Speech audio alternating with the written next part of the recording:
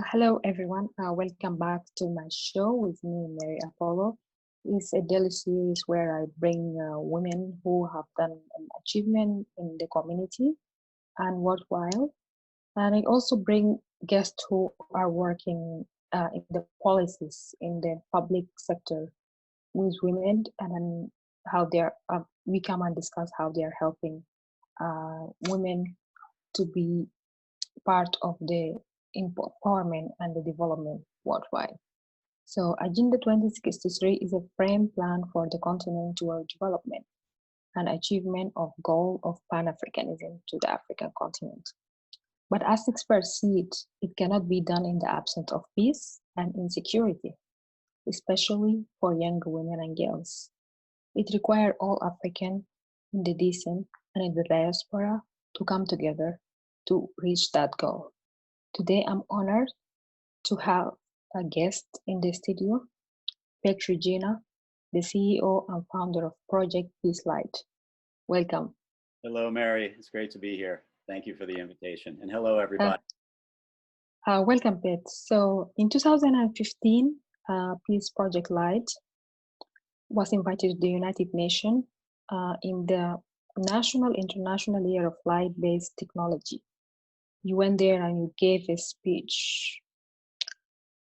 Just a little bit, what was your vision at that time? Well, back then, my partner Eileen Felix and I had been doing some light photography and light art shows around New York City. And we had done probably about 15 or 17 shows around the city, and all based on pure light. So we had projected on famous places like the Cotton Club, Governor's Island, the TED conference that year, the opening for the International Month of Peace in New York City. And so when the United Nations invited us to be the artist projectionists for the opening ceremonies of the International Year of Light, that was a very big honor for us. At the time, Peace Lights did not exist. It was merely an invitation based on our light art. But what we did was there was one particular piece that we used to call drapes. It was the predecessor to Peace Lights that you see behind me here. And drapes was just flowing lights that people used to comment about how it had such good energy. So we brought drapes inside to this ceremony, the opening ceremonies, because it was January of 2015. It was 16 degrees out that night. And even though we had a corporate sponsor that gave us a big 6,000 lumen projector to light up the building, no one was outside. It was just too cold. So this drapes that we put down just really added a really nice energy to the environment.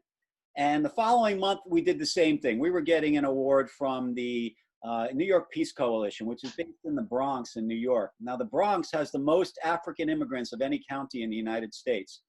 And so they invited us because we had helped them with a music peace marathon and given them some assistance and some visuals for their marathon. And we brought drapes again. The Sheikh, the chairman of the New York Peace Coalition, Sheikh Musa Drame, came up to me and he said, "Peter, it has such good energy with those lights, and I looked up at him, and he's from Gambia. And I said, "Sheikh, what about a video like that as a symbol of good energy or peace or something like that?" And his reaction, I still remember it today, his whole demeanor changed. He looked down at me and he said, "Peter, we have not had a new symbol of peace in more than a generation. We've been looking for a visual symbol to provide solidarity for actions of peace around the world because we're visual creatures." And I took that, and on my drive back to New Jersey, where I live, I had this thought. Called up Eileen the next morning. She gave me thumbs up. We called back to the Sheikh, and I said, "Sheikh, here's what we propose. The New York Peace Coalition commissions Pete and Eileen for free to remaster drapes into peace lights." And peace lights is what you see behind me right now. Maybe we can edit in some peace lights.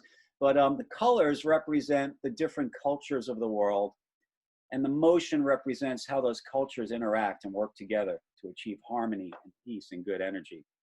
And it started playing at a whole bunch of different events. The first event was the Green Festival with 25,000 people at the Jacob Javits Convention Center in New York City.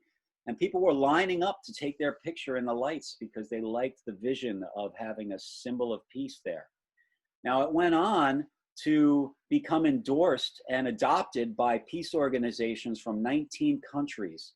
as their international symbol of peace and nonviolence.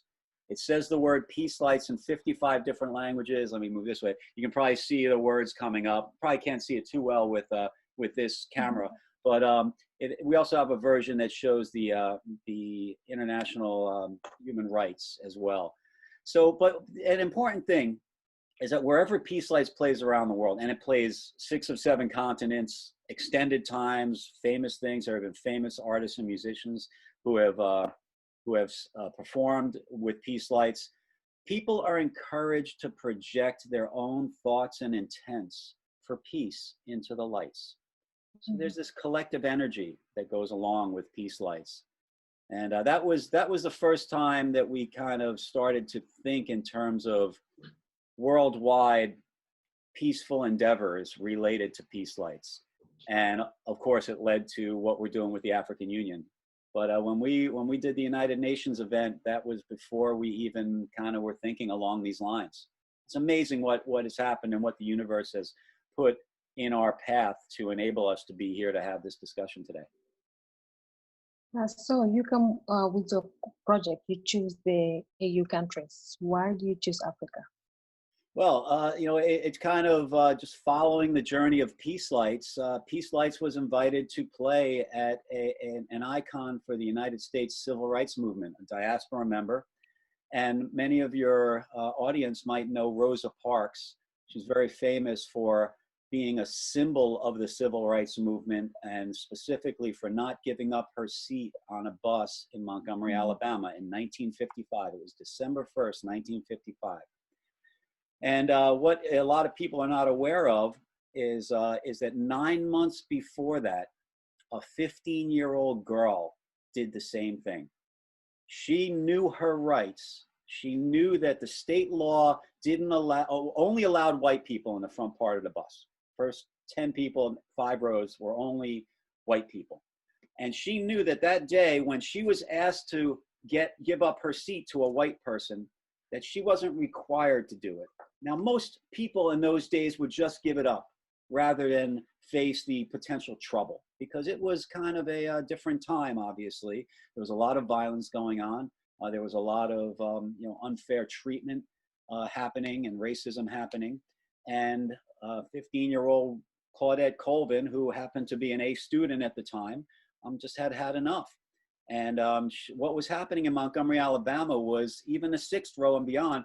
If the white section filled up, they were telling row 6 to get up. Even if they had to stand up, for one white person to sit up, four people had to get up.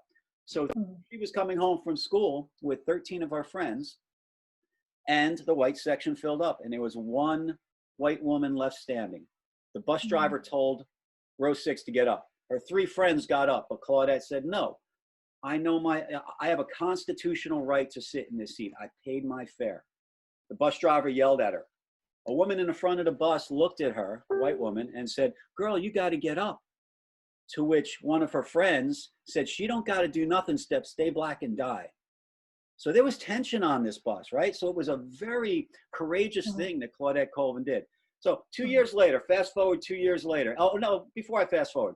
It was Claudette Colvin's actions that woke up the NAACP and caused them to start preparing and strategizing for what they were going to do in response to this. Now, Martin Luther King, who everybody knows, Martin Luther King's very first activities outside of his little congregation as a young pastor was to organize and participate in raising funds for Claudette Colvin's defense. Now, Claudette Colvin lost. She lost a number of lawsuits all the way up to the United States Supreme Court. And there she won. And that is what changed the law. It wasn't Rosa Parks's lawsuit, because Rosa Parks didn't have a lawsuit. Rosa Parks was picked as a symbol because she was middle-aged. She was a working woman. She was lighter skinned. She was articulate. She was relatable. And she lived up to that, and really kudos to Rosa Parks for doing a fantastic job of raising the awareness and being the symbol. So 2 years later, Claudette Colvin, now 17 years old, was still getting death threats, still couldn't get a job, And at that point, she had a young child. She moved to the Bronx in New York City. And the New York Peace Coalition, again, Sheikh Musa, same person from before, called me up and said, Peter, we're going to honor this woman. We found this woman. She's right in our backyard. We're going to honor her at the Bronx Public Library. We'd love Peace Lights to play at that event, and we'd love you to speak at that event. So I went off and I kind of researched Claudette Colvin, because even in the United States, we weren't really taught, other than there was somebody before Rosa Parks. But you know, Rosa Parks got arrested, and the response was the Montgomery bus boycott, and then everything kind of snowballed from there. But that's really not the true way that it happened. It took 6 months to plan the Montgomery bus boycott. The NAACP had handpicked Rosa Parks, who was the secretary, as the symbol. So it was just a matter of time before that arrest happened of Rosa Parks anyway. So something struck me when I learned about Claudette Colvin, and it relates to what I'm doing now with the African Union. And it was that she's credited, and this is right out of her book, right out of a book for her, you know, a biography of her. It said that Claudette Colvin, because she did what she did when she did it, and had the response and reaction that she had, she's credited with accelerating the change in the plight of colored people. So I said to myself, what does that mean? You know, I typed in Google, plight of colored people, 1955. And what came up was about all the lynchings, 4,000 lynchings in the United States between the end of the Civil War and 1955. And I had an epiphany. I said, this woman literally saved lives, because you could say that the quote, plight of colored people in the United States in 1955 could be measured in deaths per day. Now, eventually that went down. If she accelerated the change, she pushed that curve to the left. And now there are people who are no longer under that curve. Those are literally lives saved. So I said this at my talk at the Bronx Public Library. It was December 1st, 2016, 2015 maybe. And somebody came up to me afterwards and said, Mr. Rojina, you know, nobody has ever told her story this way. I'm wondering if you would mind telling the story the way you told the story to the ambassador from the African Union to the United Nations. I said, of course, you know, that would be an honor, you know, half expecting that it would never happen, to be honest, right? But they followed up. And sure enough, like 2.5 weeks later, I was walking into the African Union building a couple blocks from the United Nations to meet with His Excellency Adonia Ayebare as one of two ambassadors, Tete Antonio, His Excellency, and His Excellency Adonia Ayebare. Adonia Ayebare was the ambassador for peace and security. And of course, I did a little bit of homework before going in there. And I had learned that, among other things, the African Union has 6 regions, right? North, South, East, West, and Central, and the diaspora. Right? And that the diaspora includes everybody who has ever left Africa and their families, specifically including descendants of slaves. So that when I met with the ambassador, I told him about Claudette Colvin. He had never heard of Claudette Colvin. He knew of Rosa Parks. And I said, you know, wouldn't it be appropriate for the African Union diaspora to bring up a motion to the African Union to honor this woman while she's still alive? Because if she literally saved lives, and when you tell the story this way, nobody has ever disagreed that she literally saved lives. She literally saved diaspora lives. So honor this woman. She should be a household, you know, arguably, I said to the ambassador, I said, arguably, her example of standing up for her rights is more relevant today than even Rosa Parks. God bless Rosa Parks. You know, she did the amazing job that she did of representing the cause as a symbol back then. But today, making things better is really the cornerstone standing up for your rights is really the cornerstone of making things better. So knowing and learning your rights and learning how to kind of effectively communicate and stand up for your rights is more appropriate than it was even, you know, 60, 70 years ago. So Claudette Colvin's actions are really worthy of being recognized in the African Union. The issue, and I was told this by the ambassador, and I hadn't realized this, is that the diaspora, you know, when you walk around the African Union, it's like the United Nations, where they have the desks for each of the 55 countries. Actually, in 2013, it was 54. Morocco was out. Now they're back in, so it's 55. So, you know, you have all the countries of Africa, but there's no seats for the diaspora because there's no real formal organization of the diaspora to represent the 280 million people that are not in the continent of Africa. And I was a little disheartened.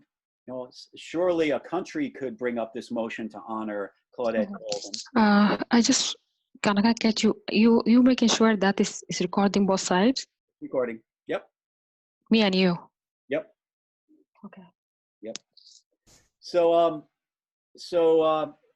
I was disappointed to learn that the diaspora really didn't have an ability. And then you come with the why. I have an important question here. Why do you think the diaspora in the United States haven't been part of building the continent in terms of peace and insecurity? Why they haven't been part of the process making? I think that it's mostly been a lack of exposure, and there are a lot of accelerated efforts to get that involvement. Most notably led by Her Excellency Arikana Chiambore-Kwa, the former ambassador from the African Union to the United States. Amazing woman. And now she has started an organization called the ADDI, African Diaspora Development Institute. And she has done probably more than most people that I know of historically to raise the awareness of the involvement of the importance of the involvement of the diaspora back into the country.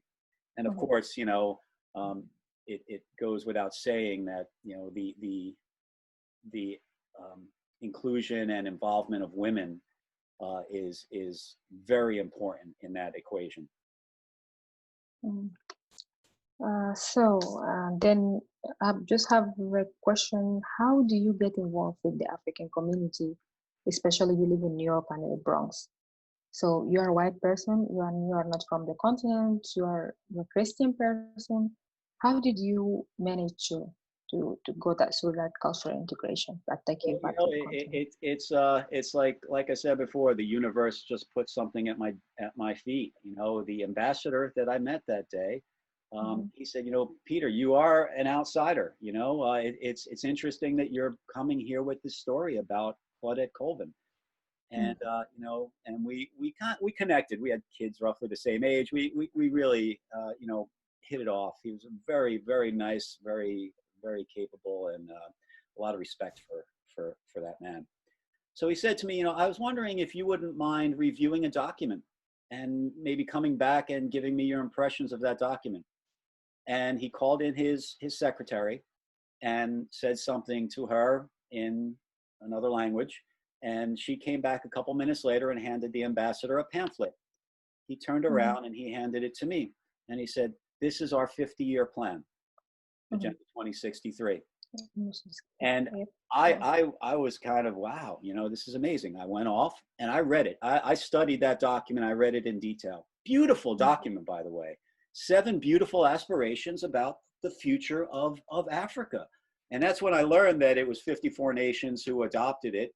You know, and now there are 55, and that there are 7 aspirations. And I read through this, and I was kind of looking for a connection back to Claudette Colvin, and I found it in the 4th aspiration of the Agenda 2063 50-year plan for the African Union. It's for a peaceful and secure Africa, and the words underneath that say, "A culture of peace and tolerance shall be nurtured in Africa's children and youth through peace." And then at that time, the Still Peace-like project doesn't have the vision of the peace and security.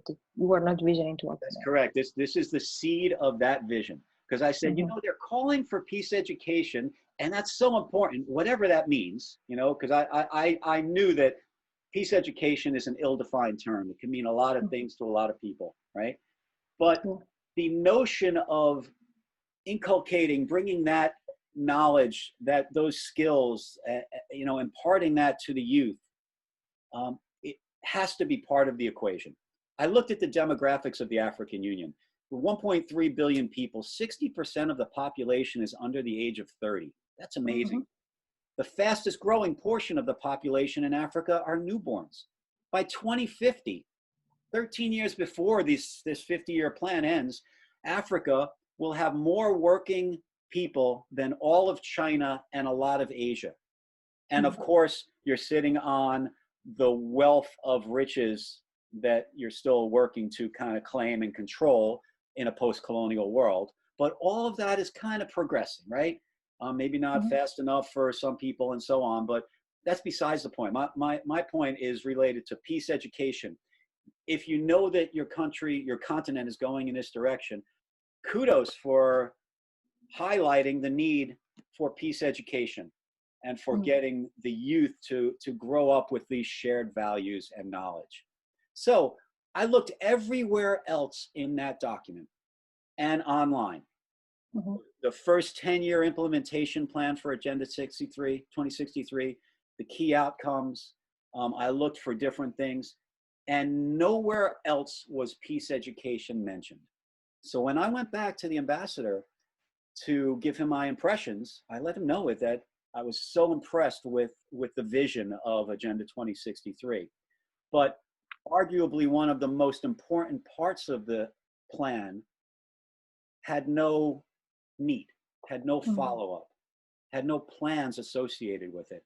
And I asked him why not. I said, was that just a miss, or, there has to be a story, right?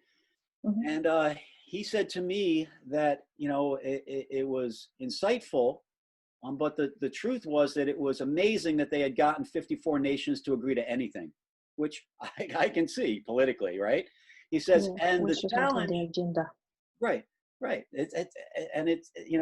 People don't appreciate sometimes the work that our diplomats do in order to align compasses around the world, right? So he said to me, but we could not get agreement on what peace education meant.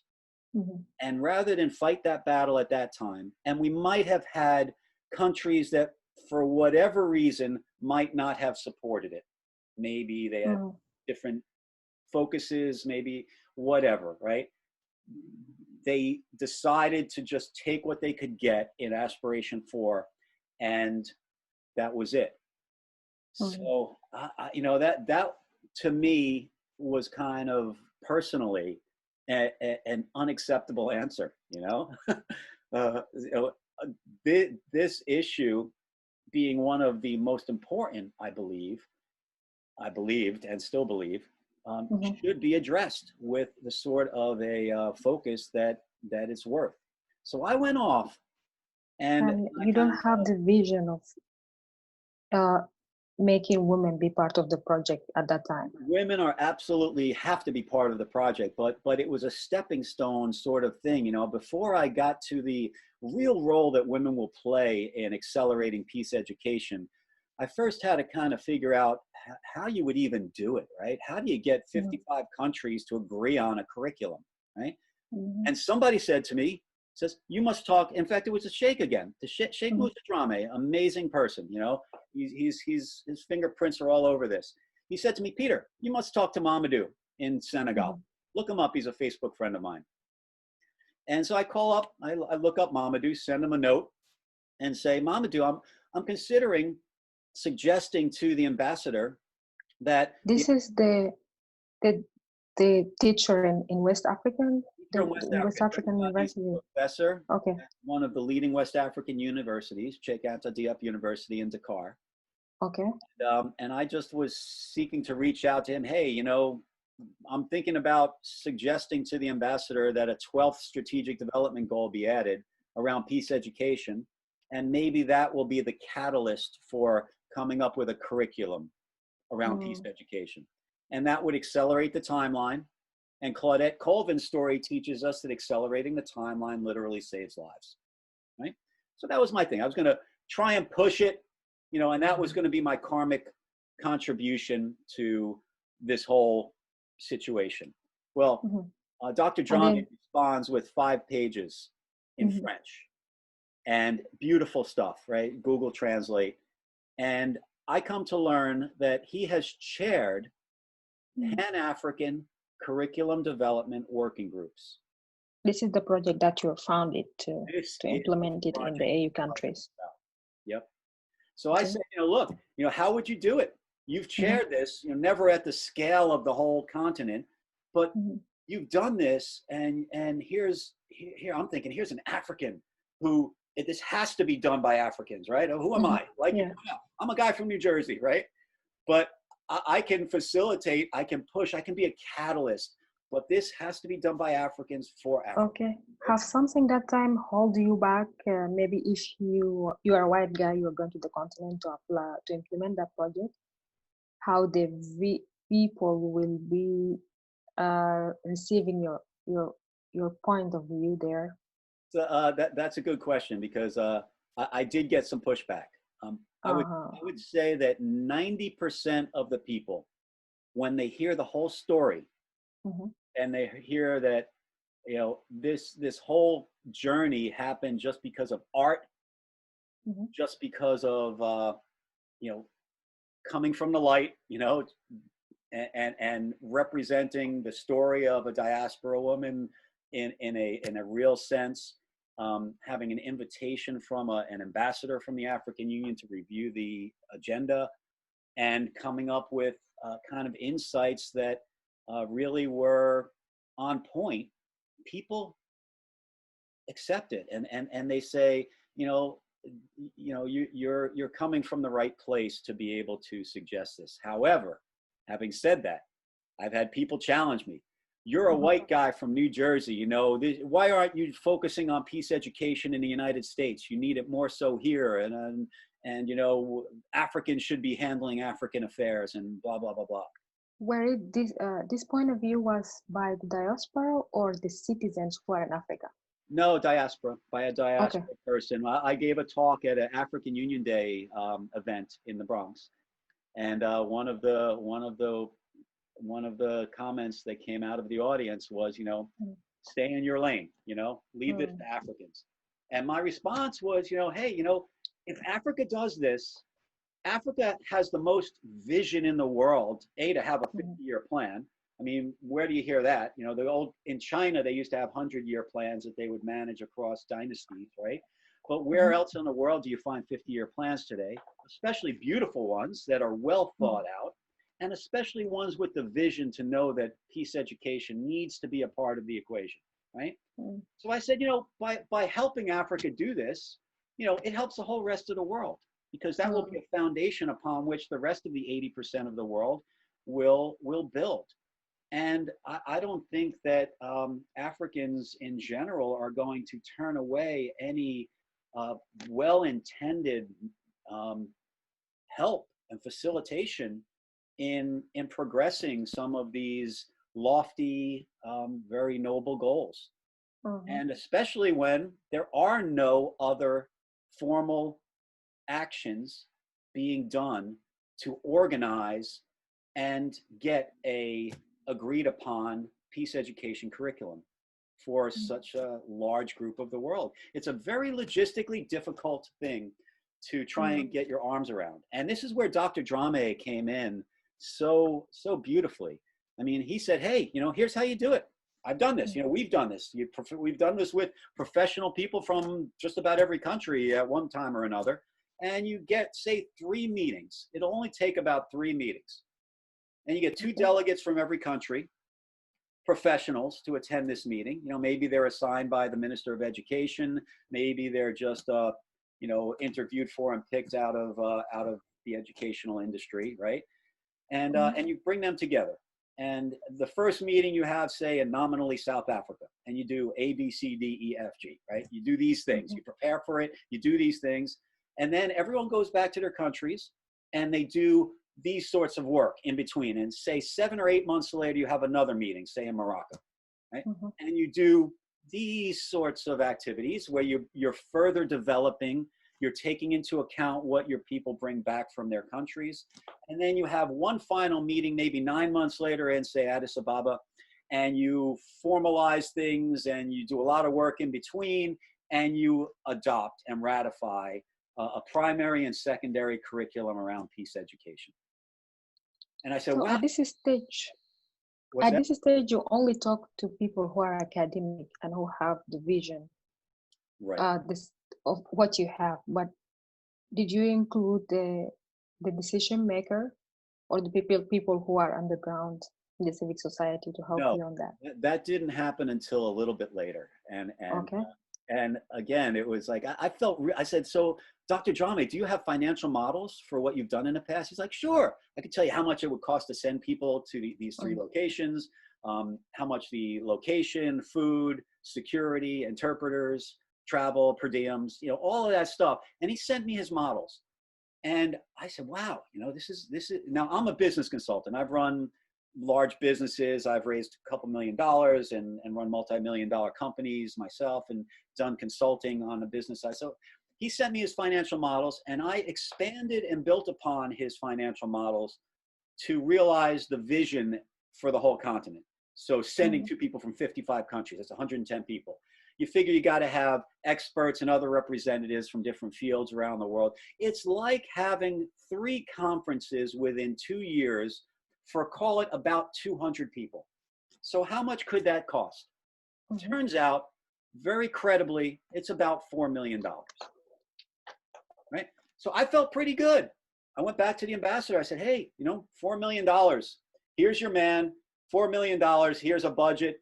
You should be able to handle this, right? Like, and that was going to be my contribution, right? Mhm. And the ambassador thanked me and said, wow, it had another great discussion. I mean, great man. And he said, the challenge is that the African Union is not our charter to run this sort of a thing. But we would love to partner with organizations that could help facilitate this to happen. That is Okay. the moment that I had to say, someone has to do this, right? Uh-huh. I can't just run away now and having just dropped off a financial model and a pointer to a guy in Senegal. Did Someone's you got to. feel disappointed at that time? What's that? You feel disappointed at that time? I was. I felt kind of motivated. I was Mm, kind of oddly inspired at the time. Like I had done enough at this point to say, $4 million, these guys are going to do this. This is great, mhm. right? And then to find that, well, no, there's really nobody who's going to take this and run with it because it's Mhm. not the charter of the AU. And I get that, and truly it's not, right? It really does have to Got it. be under some organization that's going to provide at least interim leadership until it gets enough critical mass and Mhm. momentum to finalize itself. So I felt inspired, and I was like, man, I'm going to do this. But this is where the other piece came in, Mary. The ambassador said to me, there's another challenge in this whole thing. He's like, you've taken this further than really anybody else has taken it to date Mm, in the thought process, right? And kind of converted into a measurable and meaningful, manageable sort of process, arguably, right? He said, but you can't develop a curriculum and expect to be able to drive it down into the tribes in Africa. uh-huh. You really kind of have to pull their involvement more so than just having 2 representatives from each country. So Okay. I left that meeting kind of disheartened, honestly.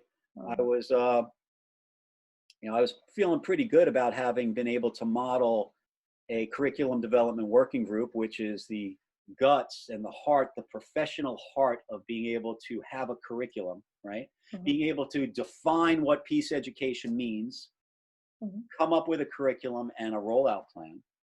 And that definition is important too, because the other way I was challenged early on from diaspora members actually was, how Okay. can you develop a curriculum around something that really is ill-defined? You tell me right now, what does peace education mean? Uh-huh. And that was a And good did it take you to a point that you ask yourself a question why the head of the states in the AU failed to implement the peace education in their curriculum? No, because the ambassador's answer to me made sense. Mhm. I appreciated that in order to get to Agenda 2063, you really have to get buy-in from a lot of people, and getting that level of detail probably wasn't practical in that forum. So I could see why it didn't make it into the initial draft and the initial plans, but now it was time to fix it. Now it's time to go and put in place a process that can accelerate the timeline on achieving this, because demographically it makes sense, business-wise it makes sense, humanitarian-wise it makes sense, and there's really no reason that it couldn't happen, especially now that we know that a professional working group can be pulled together and funded for such a small amount of money, right? But how do you handle getting buy-in and involvement from the tribes or from the chiefdoms and from all the people, more so than the people, right? And this is where I have to credit a woman from Kenya. And she came up to me. I had known her from the past. And she came up to me and said, Peter, I heard of what you were doing. And I want to tell you that you're doing God's work, but that they're right. You do need to talk and visit every tribe in every country. And I didn't, how do you do that, man? I mean, how do you even talk about modeling that? Again, I'm a guy from New Jersey, right? So she says to me, don't worry, my son, this is how you do it. And she sat me down at a table and she said, you get teams of 3. You get a retired teacher because they're respected. You get a retired doctor because they're respected. And you get a retired government worker that's respected. You interview for these 3 positions. And these 3 people go to the tribes. And they're not going to try and sell them on peace education. They're going to host a day of discussion on peace education. And they're bringing with them food and drink. That should ensure that the elders will come. The elders will get this anyway. But importantly, you set these meetings up, and this applies to all of your people watching this, all the women out there. You set these meetings up through the women's and children's coordinators in each tribe. And not only will they be excited about doing this because they will understand the value of inculcating peace education into society, but it's entirely consistent with UN Resolution 1325, which really says that women should be taking a more active role in these sorts of things, especially as it relates to long-standing peace. Why does it take that long to achieve it in the continent? Why will it take that long? Yeah. Well, I think it should only take about 5 years. I asked Jennifer Onomo is the woman's name from Kenya, and I asked her. I said, "Well, how much would you have to pay these people? How would you do it, right?" And so I did what I do. I built some financial models around, and you got to take into account things like Nigeria has over 200 tribes, right? And a dense population. It's going to take more than one team of 3 to be able to cover Nigeria within the time frame that we really need to engage and get feedback and interact with the people, right? Namibia has 13 languages, so you need 13 interpreters. Congo is so big that you have to kind of tweak how you get to the people assumptions, right? So I did that.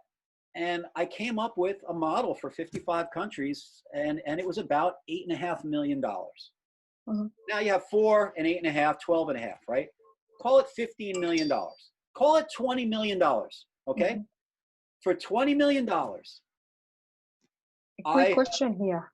Where will you bring this funding from, the $20 million?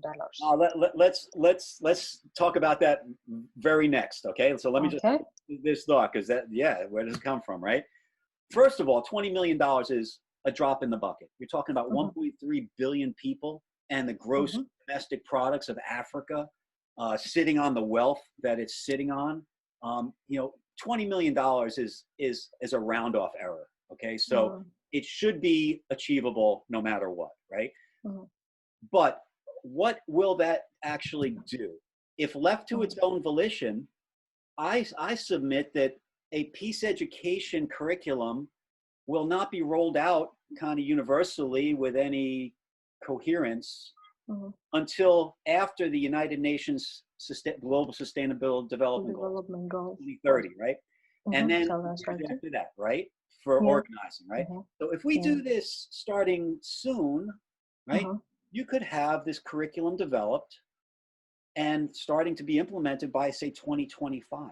So you're literally talking about $20 million pulling up a timeline by a decade in a country where it, you know, it's all the demographics scream for this to happen sooner rather than later.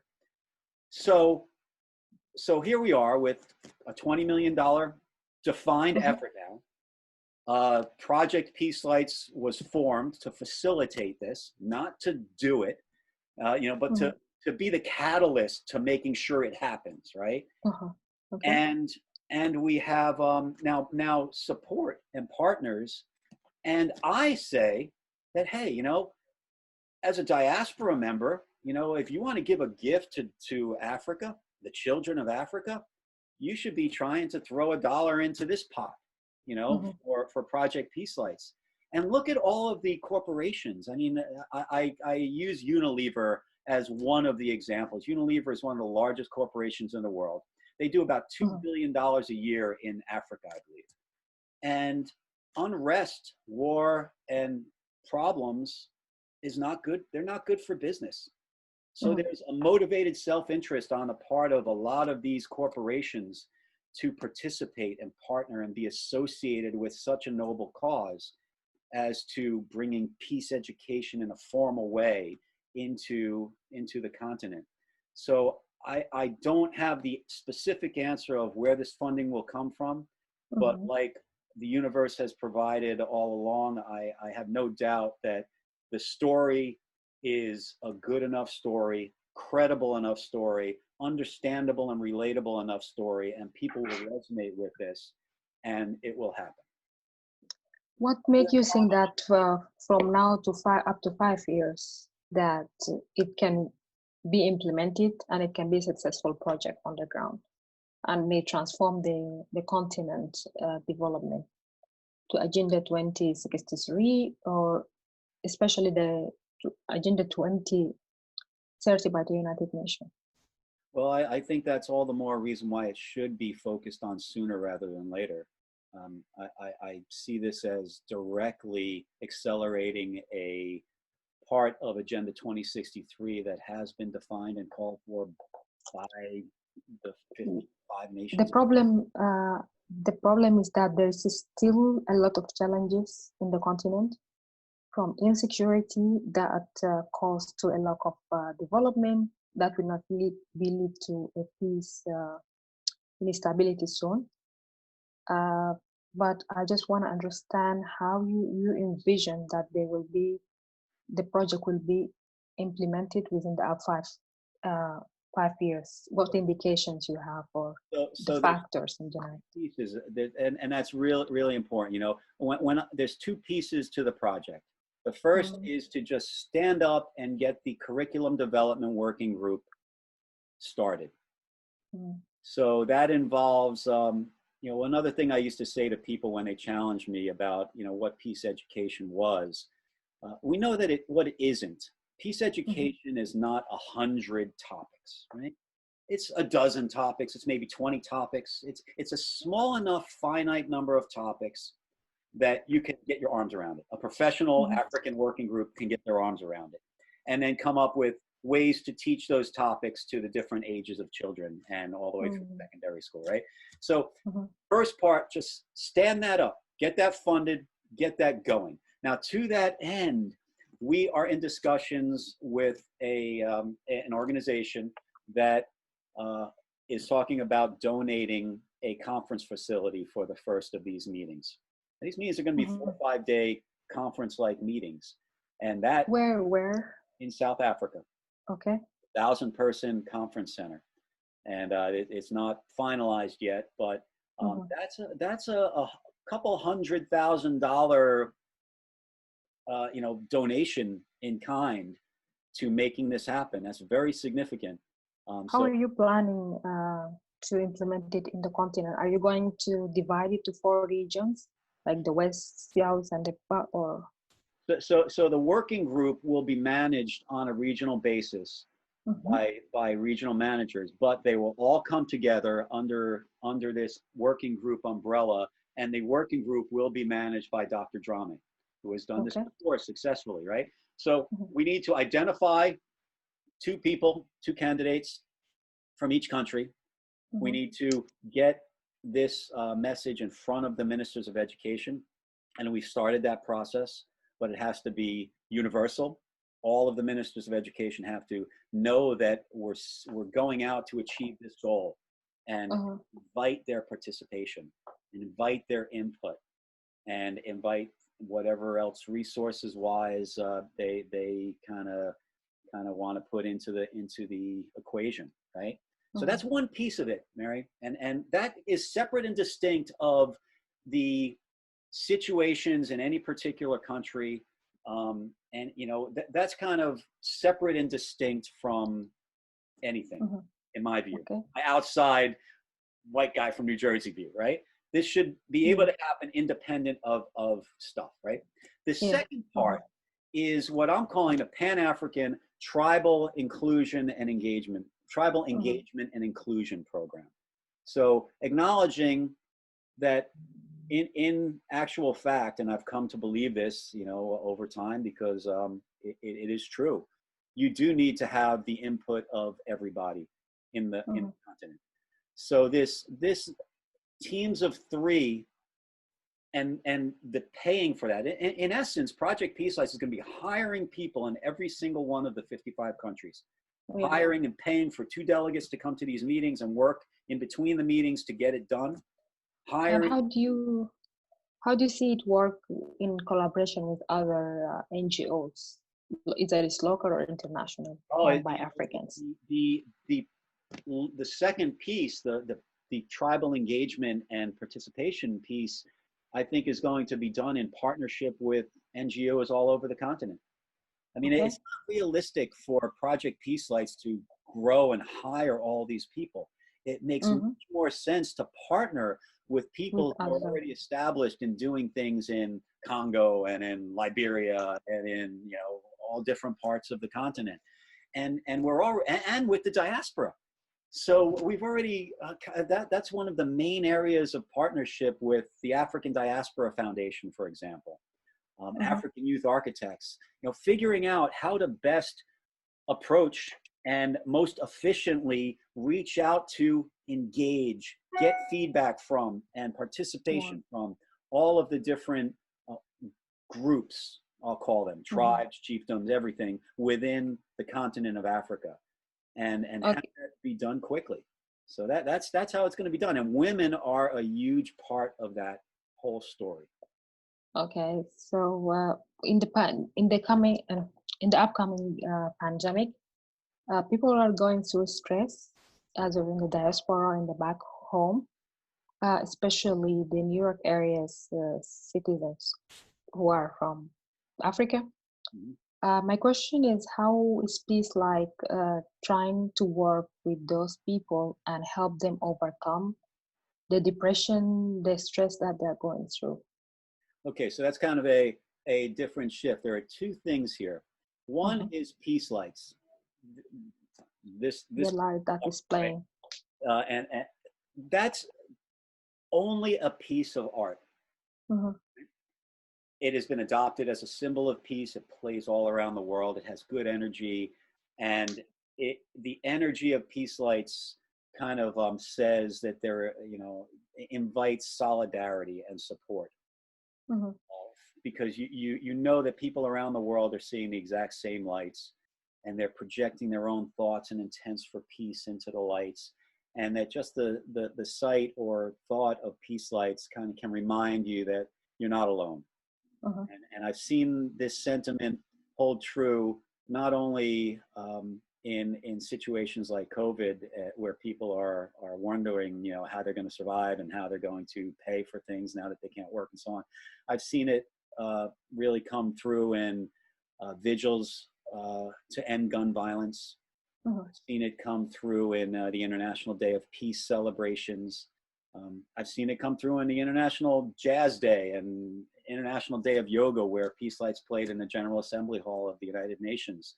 So, you know, from that aspect, that's how I see peace lights playing into the mix of helping people. But there's a bigger separate piece, this Project Peace Lights NGO that is dedicated to the mission of accelerating peace education, which is a separate thing, you know, than just the art. Now, as an organization, obviously, we have adopted also peace lights as our symbol of peace.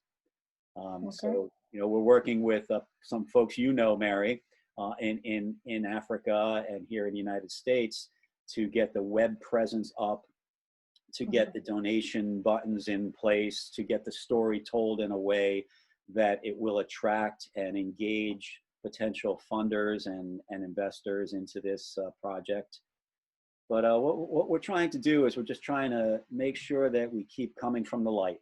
You know, I have a friend, Julian, who keeps saying that to me, and it sticks in my mind, and I hear it all the time. Just keep coming from the light. You know, and we have a vision that a lot of people buy into. We've kind of handled it, and we're handling it in a way that keeps peace lights. I keep pointing over that shoulder. It keeps peace lights pure. And that's the part of the art. What is the other part of the organization? How are you implemented to help the communities that are in New York? So from the art perspective, from the peace lights perspective? Yeah. So we have now we have 4 interns that have come on board within the last month to help us promote the symbol of peace, to have it play. You've seen it. It plays on Zoom meetings when people log in. You know what I do is I take my phone or my iPad and I point it to the screen, and I log into the Zoom meeting so that one of the people in the Zoom meeting is actually the lights, right? And usually what happens is I get to just tell people the symbolism of the lights so that when they see it, they're not just looking at it as eye candy. But these people are also, these interns are working with our group to also approach, for example, religions. All around the world, people are not attending religious services because of this virus, right? So one of the NGOs we're working with is the United Religions Initiative, to see if we can get an invitation to all of these clergies around the world, and every religion. We're talking every religion. Right? I think they have 5,000 people, you know, priests, rabbis, gurus, sheikhs, imams, you know, and monks, you know, you name it, right? When people start to re-engage, if there's this element like peace lights, this symbol, in all the places, and everyone is told that these exact same lights are playing everywhere, and that the symbolism is such that the colors stand for the way that, you know, these cultures interact, and that people are actively projecting their thoughts, intents, and energies for peace into those lights. There's a solidarity there, and if we're going to have a reimagined future after COVID, it's going to be one where there is a lot more empathy in the world, a lot more connectedness, and a lot more acknowledgement of our reliance on each other. So we're trying to continue to engage groups and organizations. May 25th, Africa Day. Peace Lights will be playing for, I think, the 4th year at the Africa Day celebration that's going to happen now online via a Zoom meeting. Where? Which platform? It's going to be on Zoom, and it's going to be Facebook live streamed. But the African Immigrants Commission is partnered with Peace December organization and the New York Peace Coalition to bring this to the masses. And it's a great event every year. Not only Africa Day, but Africa Union Day. So there are multiple events that happen in the Bronx every year, and Peace Lights has been involved in a lot of them. I love it. You know, it's fun. It's interesting. There's always great performances and great people, great food. And this year will be online, May 25th. Okay. A question that how do you envision a Peace Light project from now up to 10 years? So I would envision the next 5 years focusing on Africa. And I believe that there'll be a lot of interest and probably even involvement from different parts of the world. There are topics that are appropriate for peace education that might not be culturally part of Africa today, that might be considered. I think, again, from my outsider perspective, a lot of inner peace related topics, content might be appropriate. So I envision that there will be participation from different parts of the world, maybe yoga, maybe meditation, and so there will be different engagement points into Africa. But I think Africa will be the leader and be the foundational story around propagating peace education to the rest of the world. And the work that gets done by Africa will be leveraged. So I envision, eventually Project Peace Lights might become more involved in helping to facilitate this process around the world, or becoming a cheerleader for that process around the rest of the world. Okay. It's not something I envision doing until I retire, which who knows when that's going to be. I've always thought I was going to live to 100. So I have a couple more chapters after this, but this is going to be my road until it happens. Okay, that's great actually. Wish more achievement for that. Maybe the vision will change as you start in 2014 up to right now, 2020. How people can know about Peace, like how they can follow you and how they can subscribe to your We have a services that you're providing. page. You can look us up on Facebook, Peace Lights 2015, which is the year it was formed. Instagram, it's _Peace Lights, @_Peace Lights. And one of our interns is just setting up the Twitter account right now. We have, if you Google Peace Lights press page, it'll be the first thing that comes up on Google, Peace Lights press page. And you can get a view into what we're doing. There's a link to the video. There's download links. There's pictures from around the world. And Project Peace Lights, the website is not done yet, but we started standing it up. It's projectpeacelights.org. So that will be the one that's focused primarily on the Peace Education Initiative in the African Union. Okay. And we are definitely looking for partners in the continent, especially partners that can help to get the word out, get the symbol out. There's great power in a symbol, and having a pure symbol like Peace Lights kind of associated with this effort around Africa is a very powerful notion. And what's about the small contribution? You have merchandise, you have. Yes, we're working on merchandise. You can see I have one of the prototype Project Peace Light shirts. The other one, we have one where the letters are black, a little bit smaller up here. We have if you look at the Project Peace Lights logo, it's the shape of Africa with Peace Lights in the shape.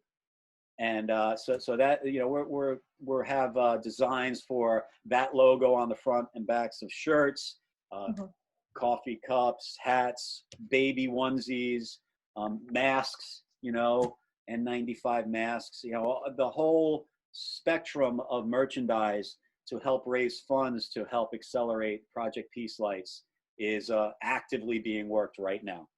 We're in discussions with large organizations that put on concerts, so that when people start going back to concerts, we can have not only some merchandising that will help us move further along with this vision, but also kind of get more of this solidarity from people around the world having the similar experiences when they come back to concerts as well. Okay, one last word from Project Peace Light. From me? This is arguably one of the best things that is happening in the world right now. If you think about the future of the world, taking 20% of the world and particularly with the demographics of Africa and feeding it with the values of peace and the knowledge around peace and just getting that to be part of the culture, that will surely impact humanity. So keep an eye on us. Please donate when you can. To your audience, Mary, the women out there, you're the key. You know, I mean, we all know that the world revolves around the women in the world, right? Yeah. So, so that's the way it is, and that's probably more true in Africa than anywhere else. I don't know. I've traveled pretty extensively, not to Africa yet, but Mm-hmm. but I'm sure that from the women in the diaspora that I've met and the Africans that are here that I've met, that it's an amazing group, and very proud to be working with the African Union, with people like yourself, Mary, and Mm-hmm. with our partners. Youth for Thank Human you. Rights is one of our big partners, and yeah, it's an exciting time. Keep thinking about peace lights. Download the lights. Mm-hmm. Bring them into different events that you have. And So just a quick question here. How can people download the like and so if you get go like and be if you able go to to the share it? website, there's a download link. So there Okay. will be a download link on the Project Peace Lights site. There's pointers on the Peace Lights press page right now. Mm-hmm. But again, that's Okay. actively being updated. So there'll be download links, and we'll just ask you for your email address and your name and some other questions that you won't have to answer, but your email address and your name, and we'll send you a link.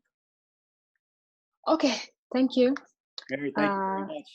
Thank you everyone for following us today. We discuss an important project for the future of the continent. In regards to agenda, the United Nations Resolution 1325 for the peace and security in the continent for women, and how will be to be implemented to help women be part of the development of the continent.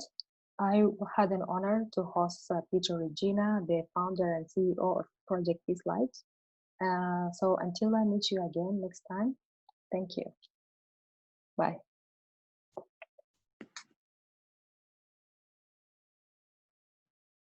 And